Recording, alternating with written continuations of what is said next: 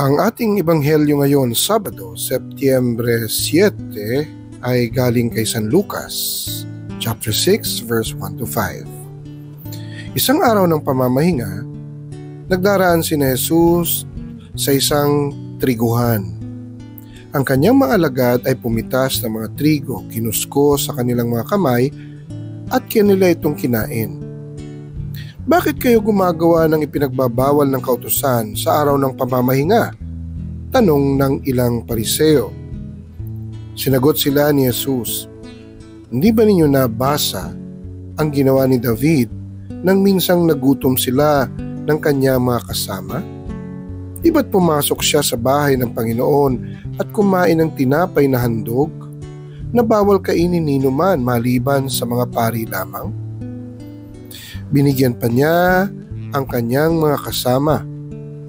At sinabi pa ni Jesus, ang anak ng tao ay Panginoon ng araw ng pamamahinga. Ang mabuting balita ng Panginoon. Ang ating reflection ngayon ay galing kay Brother Paulo Fresnosa ng Hand of the Sower, Catholic Community. Batas ng Diyos o Diyos ang batas? Minsang nagmamaneho kami sa Manila ng girlfriend ko, asawa ko na siya ngayon. Nahuli kami ng isang traffic enforcer.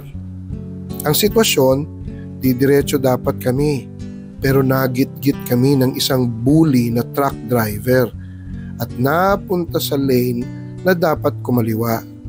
So ang ending, bumusina ang mga nasa likod kasi kakaliwa sila at didiretso kami at pinauna ang truck upang di makaladkad. Pinara kami ng traffic enforcer. Ma'am, wrong lane ho kayo. Which is true. Ako na ang nagpaliwanag sa traffic enforcer. Sir, pasensya na ho. Pero sa klase ng pagmamaneho ng truck driver na yon, kami po ang mamamatay. Di ho ba ginawa ang batas para protektahan ang buhay?